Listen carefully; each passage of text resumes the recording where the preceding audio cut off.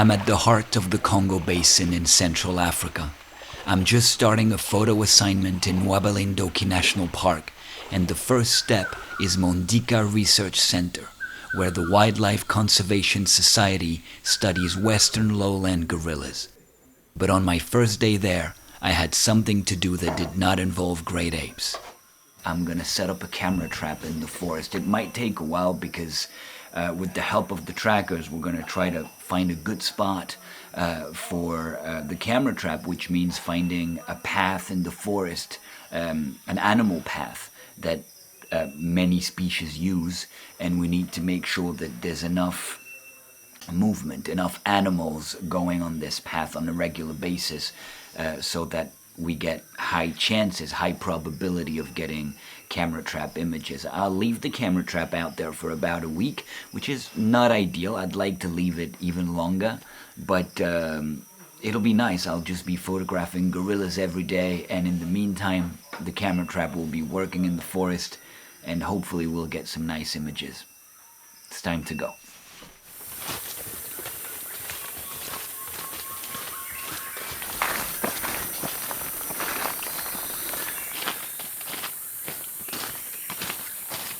The trackers just told me that this is a nice spot for leopards. There's this trail that leopards use, but elephants too, forest antelope, so we might get other animals, but I'm hoping for a leopard. Yeah, let's see what we get.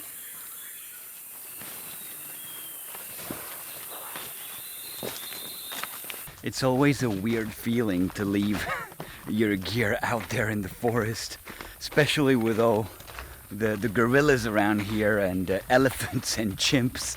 It feels like it's not safe, and with the humidity, of course, but it's well protected, and the reward can be really amazing with some great photos. Let's see what we get.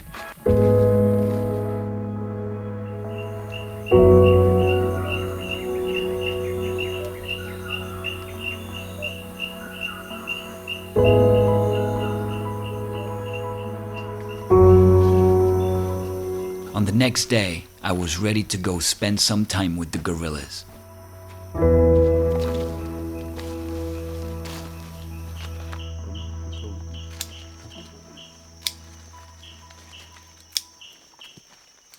We found the nest. That's a gorilla nest up there. So that's where they spent the night. So they should be not too far from here. So we'll keep on looking.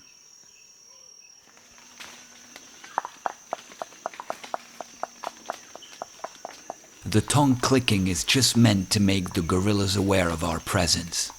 Now is the time to put a mask on in order to prevent disease transmission, mainly from us to them. So this is compulsory to go observe great apes in the wild.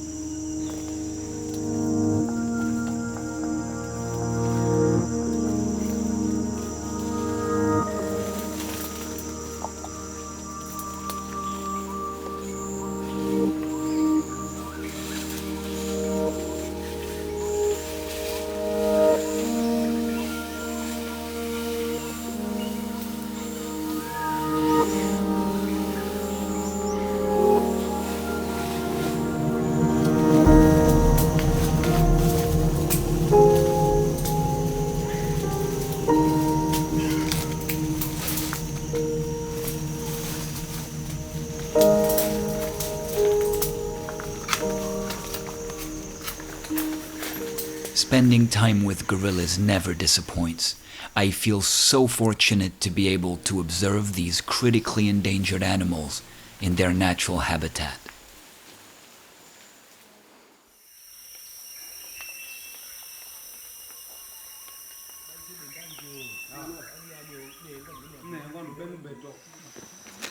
On day 3, we set out to go find Kingo, an old gorilla who has been studied by researchers for over 20 years.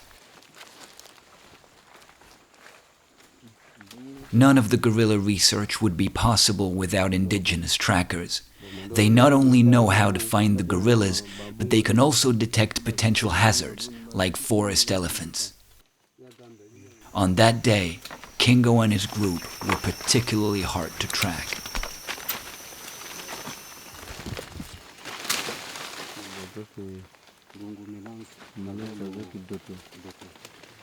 It looks like we're getting closer because they were here at least last night. But it's been over 3 hours of searching now and still nothing.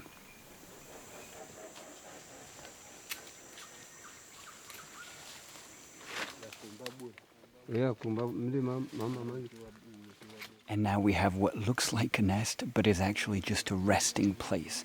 So maybe that means that this was used after nighttime, so more recently, so maybe they're close now, we're hoping. Not sure though.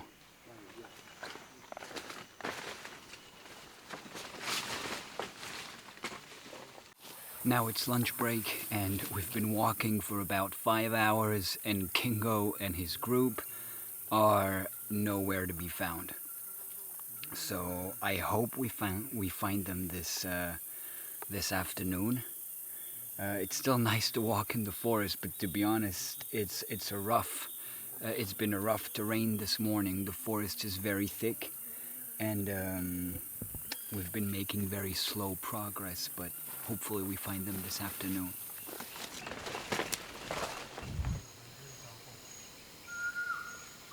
We kept following the clues for a while, and finally, we found Kingo. He remained mainly hidden in the vegetation, but the rest of his group was more visible.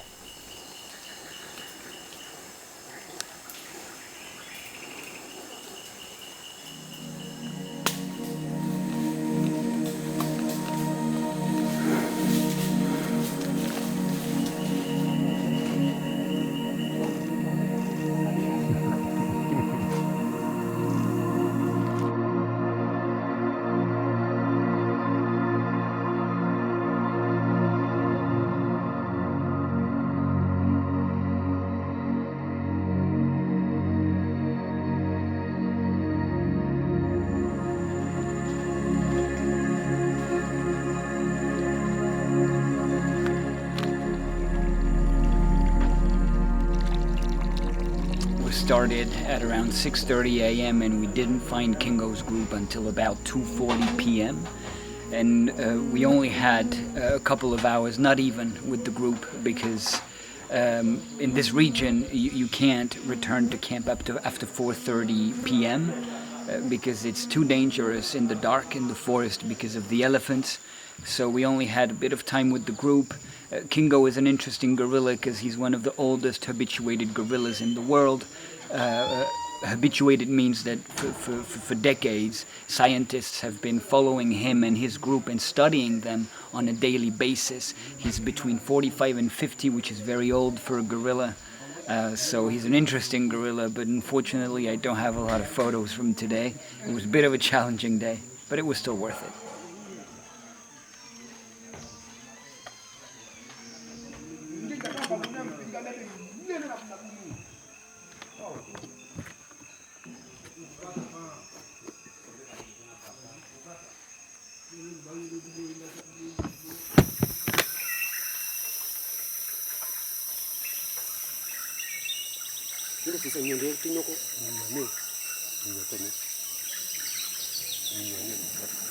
What a good way to start the day.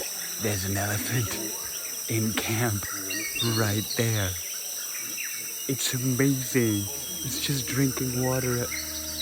And he's not afraid and he's not aggressive either. He's just visiting camp.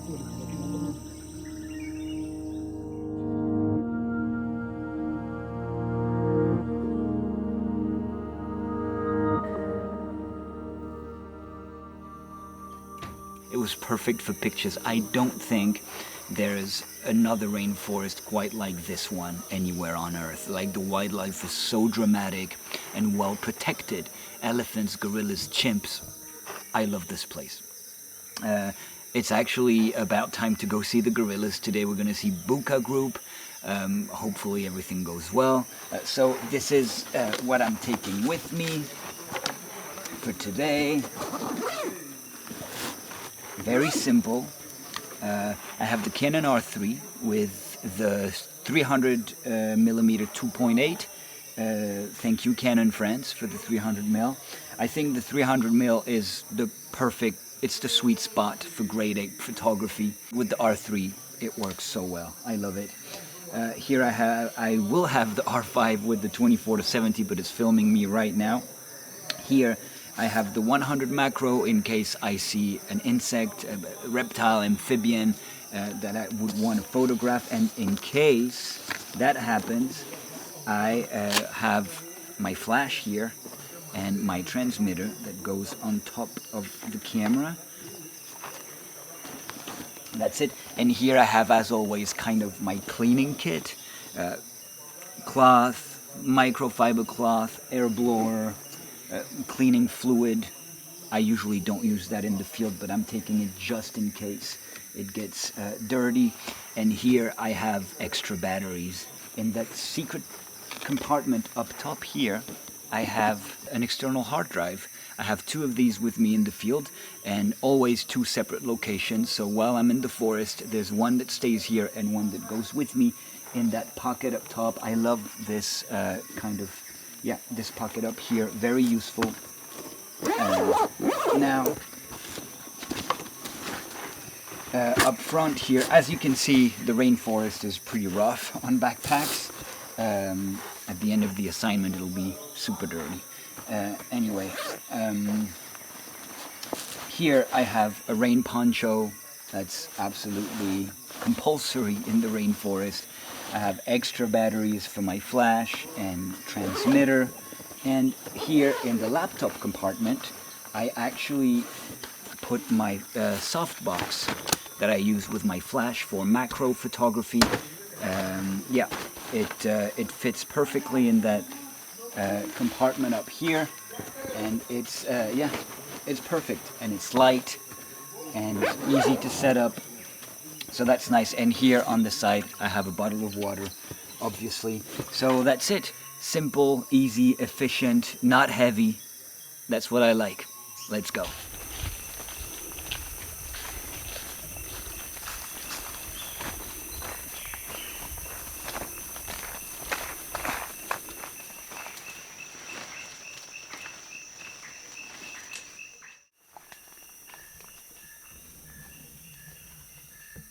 We found Balema, who's Buka's son.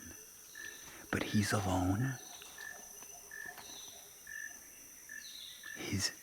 He's vocalizing because he's looking for the rest of the group. So if we just follow him, we'll find the group.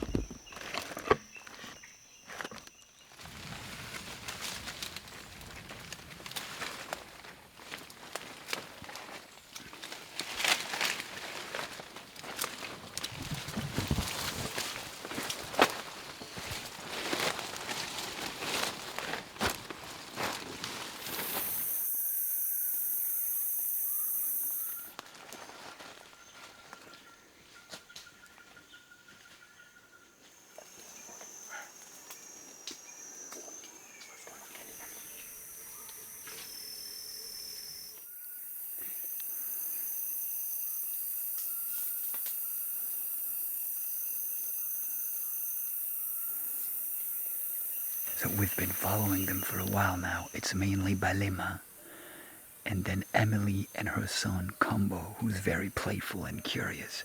But now they're just sleeping. So we're waiting.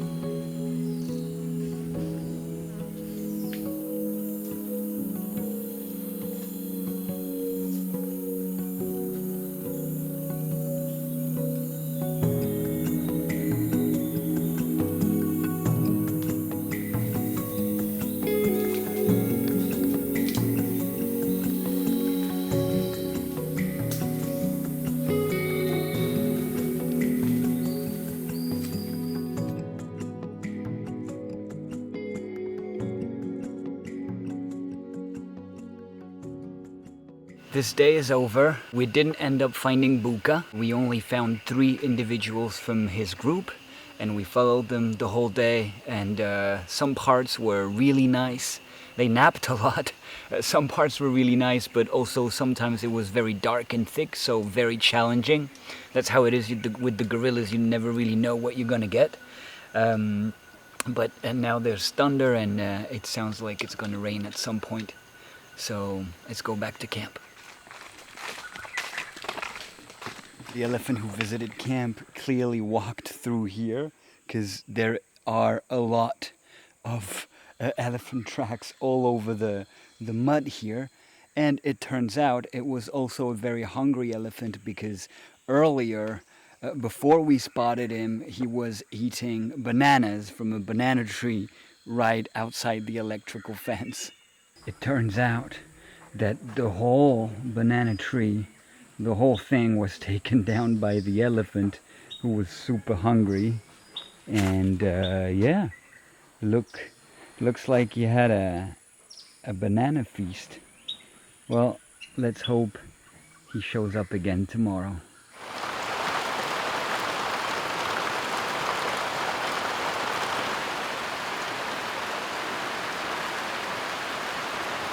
When it rains, we can't go to the forest, because when it rains you can't listen to the forest properly. It gets darker as well, so the visibility is not good, and it's dangerous because of the elephants. So today I want to focus on Kingo. I want a good photo of the old silverback Kingo. After a while it looked like the rain was slowly stopping, so we decided to head to the forest.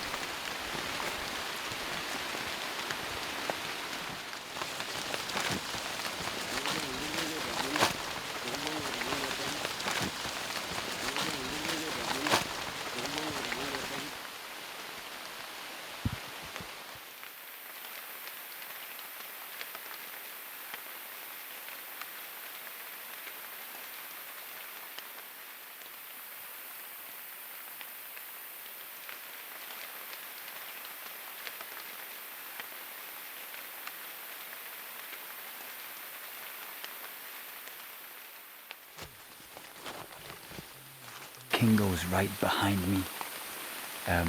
It's a very difficult day because it's still raining, and the visibility's not great, but we've been following him and he's been alone for like 3 hours, and he's moving very slow.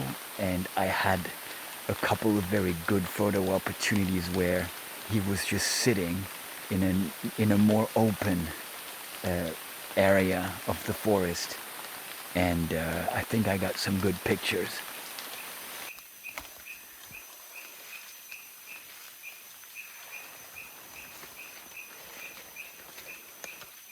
We weren't paying attention, and the gorillas crossed the river before. We didn't see them cross the river. We realized at some point that they were not there anymore. So now we're just crossing the river to try and find them again.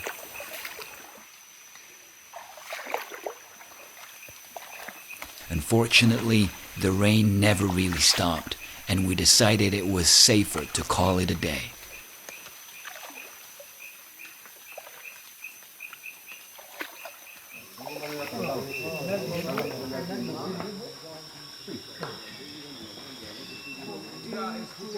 So today is my last day with the gorillas, and I decided to go see the Metatele group with all the young ones playing all day long. I think it should make for good photos, and maybe in the afternoon I'll go check my camera trap if I have time. Let's go.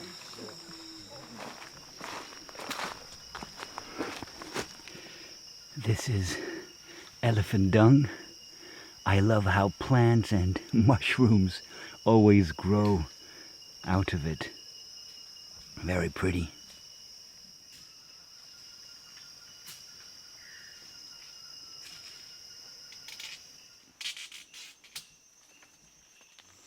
Ada mana? Ria. Ambil. Iga ambil. Oh mana sih? Enggak ya bu. Tahu loh.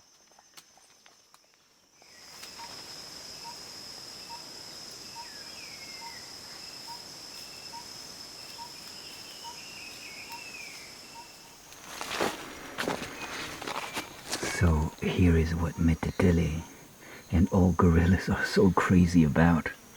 Termites. They just love them.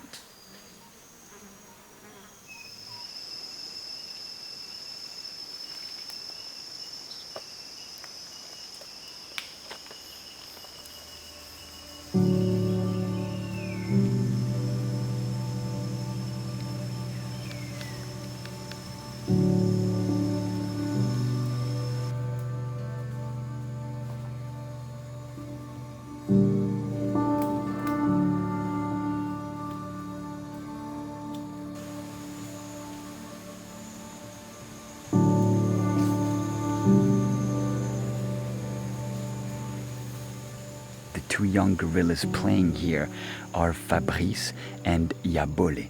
And it turns out that Yabole is Kingo's grandson. Kingo, the old silverback that I photographed yesterday, Kingo's full name is Kingo Yabole.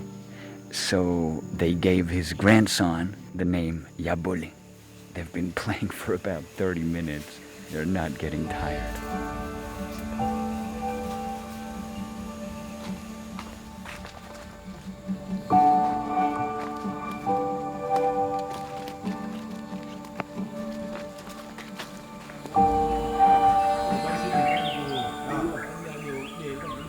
What I try to do while I'm in the field is do a first edit where I keep about 200 photos per day. I also try to find the time to do a second edit and keep about 100 photos per day, ideally even 50. I try to do all this when I'm in the field so that when I get home, all I have to do is just import the photos into Lightroom and work on them.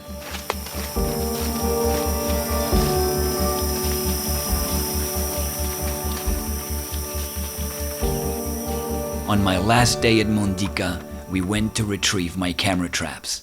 There were no leopard images in there, but it was still a success.